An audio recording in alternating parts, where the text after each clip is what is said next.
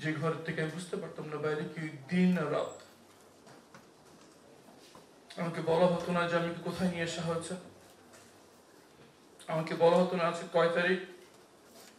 আমি শুধু নামাজ পড়ার জন্য সময়টা জানতাম যে একটু নামাজ সময়টা বলে যদি আমি নামাজটা পড়তে পারি, বলতে যে বলা যাবে না, উপরে নির্দেশ।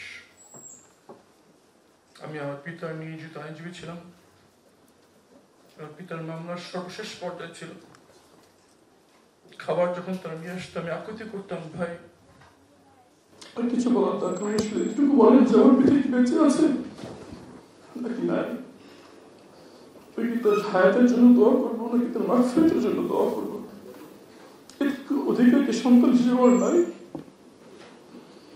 আমার পিতার ইচ্ছা ছিল যে আমার শেষ জানাজাটা আমি পড়াবো। আইনজীবী হিসেবে আমাদের কাছে এটা কোনো আশ্চর্য ছিল না যে যে বিচার প্রক্রিয়া তৎকালীন ফ্যাসিস্টরা শুরু করেছিল এর পরিণতি কি হবে। বিচার শুরু হওয়ার আগে রায় পুরোপুরি নির্ধারিত ছিল এবং আইনজীবী হিসেবে একাধিক মামলায় জড়িত হওয়ার কারণে আমি তৈরি ছিলাম যে আমার পিতার মামলায় তাই হতে চলছে যেটা শরীর শাসকরা নির্ধারিত করে রেখেছেন। কিন্তু এটুকু আমার অধিকার হয় না যে আমার পিতাকে কবে হত্যা করবো, শেষ দেখার দিকে যেতে পারবো, যার জন্য আমি আমার পরিবারের সকলকে ছেড়ে দিয়ে তার এই লড়াইয়ের জন্য নিজেকে নিয়োজিত করেছিলাম। জীবনের শেষ পর্যায়ে বিদায় নেওয়ার অধিকারটুকু আমার নাই। তারা শুধু একটি কথা বলতো, আমাদের বলে লাভ নাই, উপরের নির্দেশ। ঘন্টা পেরিয়ে দিন গেল, দিন পেরিয়ে সপ্তাহ এলো, সপ্তাহ পেরিয়ে মাস, মাস পেরিয়ে 3 মাস 6 মাস। অন্ধকার সেলের ভিতরে তারা চোখ বেঁধে রাখতো, হাত করা পরিয়ে রাখতো, হাত করা চামড়ার সাথে ঘষে সেখানে ঘা হয়ে গেল, পুষ বেরো শুরু করলো। চোখ বেঁধে রাখতে রাখতে চোখের ভিতর থেকে চোখের কাপড় চোখের সাথে লেগে থাকতো, জানি না চোখে কি ইনফেকশন হয়েছিল সে সময়। মনে মনে চিন্তা করতাম যে দেশের ভিতরে দেশের মানুষ কারোর সাথে এই ধরনের আচরণ করতে পারে, আমি যদি সেখানে না উপস্থিত থাকতাম আমাকে কেউ বলে আমি বিশ্বাস করতাম না। আমার দেশে এটা সম্ভব নয় বলতাম। আমার মানুষ, আমার জনগণ, আমার নাগরিক আমার সাথে কাজ করবে, আমি বিশ্বাস করতাম না যদি আমাকে ওই জায়গা না ওই কেউ বলতো। 8 বছর আমার মা কি খুঁত হয়েছে এটা না জানে যে তার সন্তান কি বেঁচে আছে কি নেই।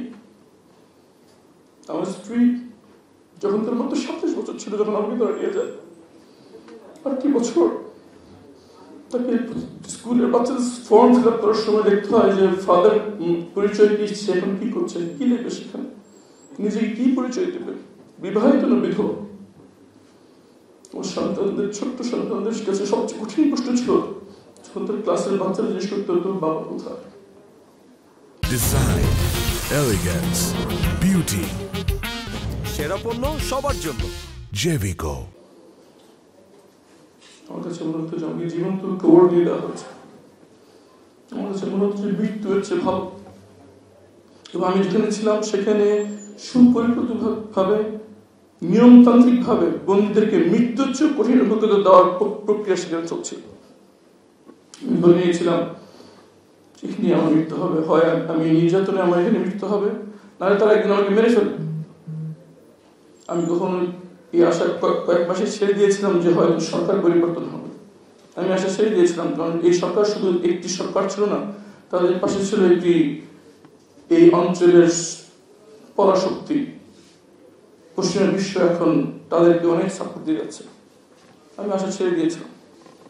প্রতি রাতে আমি ঘুমোতে যেতাম মানুষের ভেবে তৈরি হয়ে যে যখন তারা আমাকে হত্যা করবে আমাকে সময় দিবে না, বের করে মেরে ফেলবে। আজকে রাতে যদি আমাকে হত্যা করে আমি সৃষ্টিকর্তাকে দোয়া করতাম আল্লাহ আমার মৃত্যু যেন ইমানের সাথে হয়। সকালে যখন ঘুম থেকে উঠতাম তখন সৃষ্টিকর্তার সাথে দোয়া করতাম আল্লাহ আগামী 24 ঘন্টা যেন আমি এমনভাবে পালন করতে পারি যদি মৃত্যুর পরবর্তী জীবনে আমি উপকৃত হতে পারি। আবার রাতে বেলা মৃত্যুর জন্য তৈরি হয়ে ঘুমাতে যেতাম। 8 বছর ঠিক এভাবে কেটেছে প্রতিদিন। গত বছর 6 আগস্ট ভোরে যখন তারা আমাকে বের করছে আমি মনে করেছি আমাকে হত্যা করা। আমি মানসিকভাবে তৈরি হয়ে গেলাম। আমাকে যখন আমার তার ভিতরে চোখ বাঁধত, যে কাপড় দিয়ে সেটা খুলে গামছা দিয়ে চোখ বাঁধলো, তখন আমি আরো নিশ্চিত হলাম যে আমার মৃত্যুর পর লাশ দেখে বুঝতে না পারে সরকারের কাছে বন্দী ছিলাম। কিন্তু অবাক দেখলাম যে আমাকে হত্যা না করে আমি আবার স্বাধীন আকাশের সামনে দাঁড়িয়ে আছি। তখন আমি জানি না যে বিপ্লব হয়ে গেছে, কারণ আমি ভিতর থেকে বুঝতেই পারতাম না বাইরে দিন না রাত। আমি মানুষকে পরিচয় দিতে ভয় পাচ্ছিলাম আমার পরিচয়। যাই হোক, যখন প্রথম একজন পরিচিত মানুষ আমি পেয়ে গেলাম, সে আমাকে জড়িয়ে ধরে কেঁদে ফেললেন, বলল যে দেশ স্বাধীন হয়েছে, ভাইকেও ফেরত পেলাম।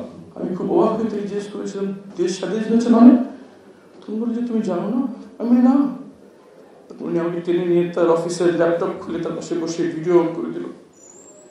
আমার মনে আছে আবার চুপ দিয়ে দৌড় করে পানি করছিল। আমি দেখলাম যে বাচ্চা ছেলেরা গুলির সাথে দাঁড়িয়ে আছে, গুলি চলছে। হিমালয়ের পর্বতের মধ্যে করে বাচ্চা ছেলে দাঁড়িয়েছে গুলির সাথে। একজন পড়ে যাচ্ছে আর 10 জন সেদিকে জায়গা দিচ্ছে। বাবা মা পিছনে দাঁড়িয়ে বাচ্চাদের উৎসাহ দিচ্ছে তারা জন্য।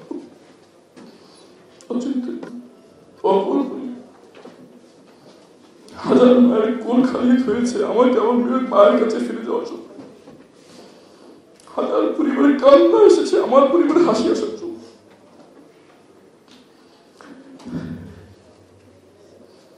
এই হাজার রক্তের বিনিময়ে আজকের এই নতুন স্বাধীনতা, যার জন্য আমি আপনাদের সামনে জীবিত অবস্থায় দাঁড়িয়ে আছি। মানুষের ন্যূনতম অধিকার, মানব অধিকারের জন্য এত কঠিন দাম দর দরকার ছিল না। যে আদর্শ, যে মুক্তির আকাঙ্ক্ষা নিয়ে এই দেশ হয়েছিল, সেই আকাঙ্ক্ষা যদি সত্যি অর্থে মানুষ লালন করতে পারত, তাহলে কি এই 50 স্বাধীনতার 50 বছর পরে এতদিন তাজা নিষ্প্রাণ প্রাপ্তি জীবন দিতে হতো? আমার মতো একজন নগণ্য লোককে কি এতটি বছর অন্ধকারে পড়ে থাকতে হতো? আমার সন্তানদেরকে কি এই অনিশ্চয়তার জীবন কাটাতে হতো? তাদের বাবা কোথায়? আমি শুধু আমার কথা বলছি না, আমি হাজারো হারিয়ে জোর স্বপ্নের কথা বলছি। আমি লক্ষ ধ্বংস হয়ে যায় পরিবারের কথা বলছি। আমি বলছি এমন একটি বাংলাদেশ যার ব্যাপারে সবাই আশা হারিয়ে ফেলেছে। সবাই ধরে নিয়েছিল এই দেশ একটি পাপেট রাষ্ট্রে পরিণত হয়ে গেছে, আর একটি পরশক্তির ধীরে ধীরে একসময় তার পেটে ঢুকে যাবে। আলহামদুলিল্লাহ, আল্লাহকে হাজার শুকরিয়া। মানুষ পরিকল্পনা করেন, কিন্তু সৃষ্টিকর্তার পরিকল্পনাই সর্বশেষ। যখন মানুষের সব আশা শেষ হয়ে গেল, তখন যাদের কাছ থেকে অনেকের পিতা মাতাও আশা করে না। একজন শহীদের পিতা আমাকে বলেছেন যে আমার ছেলেকে সকালে ঘুম থেকে বিছানাটা করতো না, আমি তাই 20 দিনও কাপড় ধুতে দিই নাই। সেই ছেলেটার জীবন দিয়েছে, আমি নিষেধ করছি যে শুনে নাই। হাত দিয়ে কত মাথায় হাত দিয়ে কাছে বলছে আমার সন্তান চলে গেছে, এই জন্যই তুই দুনিয়াতে ফেরত আসছো না। আমি ঋণী, আমার পরিবার ঋণী, পুরো জাতির ঋণী। শেষ করতে যাচ্ছে একটি দুটো স্বীকৃতি দিয়ে। সেটা হচ্ছে আমি যখন পরিবারের কাছে ফেরত আসি, আমি তাদেরকে জানতে চাই 8 বছরের অন্ধকার, আমাকে বলো কি হয়েছে 8 বছর, কারা খবর রেখেছিল, কারা খবর দিয়েছিল তোমাদের? শুনতে পেলাম যে আমাদের নিকট আত্মীয়রা আমাদেরকে ভুলে গিয়েছিল। আমার বন্ধুরা ফোন ধরতো না, আমার ওয়াইফের ফ্রেন্ড লিস্ট থেকে সবাই আনফ্রেন্ড করে দিয়েছিল। যারা আমার পিতার কাছ থেকে সুবিধা নিয়ে বড়লোক হয়েছে, তারা তাদের আত্মীয় স্বজনের বিয়ের দাওয়াত পর্যন্ত দিত না আমাদের। সেই বিপদ সময় কিছু লোক আমাদেরকে মনে রেখেছিল, কিছু লোক আমাদের সাথে যোগাযোগ করেছিল। আমার ওয়াইফ আমাকে বলছে কিছু বাচ্চা ছেলে প্রায় আসতো, কাগজ লিখে নিয়ে যেত, কি হয়েছে তোমার সাথে, বারবার জানতে চাইতো আপনার কোনো খবর আছে কিনা জানান, কি আপনাদেরকে হয়রানি করছে কিনা জানান। আমি বললাম কারা সেটা?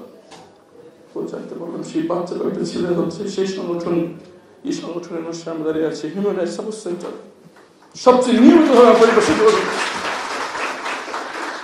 কোনো সম্পর্ক নেই তাদের সাথে, না আত্মীয়তা, না কোনো পরিচয়, শুধু একটি সেতুবন্ধন, সেটা হচ্ছে আমি একজন ভিকটিম, আর তারা হচ্ছে মানবাধিকারের কর্মী।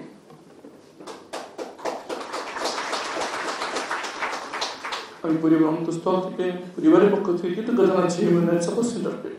তারা নিয়মিত যোগাযোগ রেখেছেন, আমার পরিবারকে তাদের কাছে যোগাযোগ করতে হয়নি, তারা এসে আমার পরিবারের সাথে যোগাযোগ করেছে। আমার ওয়াইফকে তাদের কাছে যেতে হয়নি, তারা এসে আমার ওয়াইফের কাছ থেকে তথ্য কালেক্ট করেছে। এটাই হওয়া উচিত ছিল, কিন্তু দুর্ভাগ্য সত্যি অনেক নামী দামি মানবাধিকার সংগঠন সেটা করতে পারেনি। দ্বিতীয় কৃতজ্ঞতার শিক্ষা এখানে উপবিষ্ট আজকে মানবাধিকারের অন্যতম, আমি বেশি হয়ে গেলে প্রবাদ পুরুষ বলতে হবে, আমাদের প্রিয় ভাই নূর খান লিটন, যে নিয়মিত পরিবেশের যোগাযোগ রেখেছেন, খবর নিয়েছেন, এবং হিউম্যান রাইটস সাপোর্ট সেন্টার সেখানে আমি আসলাম, তাদেরকে জানতে চাইলাম যে তোমরা কিভাবে এত নিয়মতান্ত্রিক কাজ করেছো। তারা বলেছে তাদের প্রশিক্ষণদাতা, অন্যতম প্রশিক্ষণদাতা হচ্ছেন নূর খান লিটন ভাই। আমি অন্তত ভীষণ শ্রদ্ধা জানাই। সর্বশেষ স্বীকৃতি জানাতে হবে, আমার গুম হওয়ার পর অনেকে অনেক কিছু জানতে, কে গুম করেছে, কেন গুম করেছে, কিন্তু প্রকাশ্যে প্রথম একটি রিপোর্টের মাধ্যমে সারা বিশ্ববাসী জানতে পারে যে কার নির্দেশে আমার গুম হয়েছিল। সেই রিপোর্টটি করে ব্রিটিশ জার্নালিস্ট ডেভিড বার্গম্যান দি প্রিন্ট ওয়েবসাইটে, যে প্রথমবার মতো রিপোর্ট করেন যে শেখ হাসিনার সরাসরি নির্দেশে আমার গুম হয়েছে। সহধর্মিনী সারা হোসেন এখানে উপস্থিত আছেন, আমাদের সম্মানিত আইন অঙ্গনে তিনি একজন আইকন। আমরা সবাই তার দিকে তাকায় লয়ের প্রতি ডেডিকেশন দিক দিয়ে। ওনার পিতা বাংলাদেশের সংবিধানের প্রবক্তা, যে সংবিধান ওনার পিতা রেখে গিয়েছিলেন, সেখানে যে মৌলিক অধিকারের ধারাগুলো ছিল সেগুলো যদি আমাদের নীতিনির্ধারণটা মেনে চলতো, তাহলে আজকে এতগুলো নিষ্পাপ প্রাণকে জীবন দিতে হতো না, আমার যৌবনকালীটা অন্ধকার ঘরে কাটাতে হতো না। আসলে আমরা শপথ গ্রহণ করি, এই বাংলার মাটিতে সবচেয়ে পবিত্র জিনিস যেন হয় মানুষের অধিকার, একজন মানুষের অধিকার, আর কেউ যেন কখনো কেড়ে নিতে না পারে। সে যেই হোক, যত শক্তিশালী ব্যক্তি হোক, যত শক্তিশালী দল হোক, যত শক্তিশালী পরাশক্তি হোক, এই বাংলার মাটিতে আর কারোর অধিকার কেউ কেড়ে নিতে পারবে ইনশাআল্লাহ। আসুন আমরা একসঙ্গে কাজ করি। সর্বশেষ স্বীকৃতি, আমি সেই দিনের কথা মনে করি, যখন আমি ভিডিওতে দেখছিলাম গুলি চলছে, সবাই একসঙ্গে দাঁড়িয়ে আছে, জিন্স পরা ছেলে, মাদ্রাসার ছেলে, জিন্স পরা মেয়ে, বোরখা পরা মেয়ে, একসঙ্গে এক কাতারে দাঁড়িয়ে আছে গুলির সামনে। আজকে আবার আমি দেখলাম আমাদের পাহাড়ি বোন এবং বোরখা পরা বোন, হেজাব পরা বোন এবং আধুনিক চিন্তার বোন একই জায়গায় একই প্ল্যাটফর্মে দাঁড়িয়ে কথা বলছে। আমার মন ভরে গেল দেখে।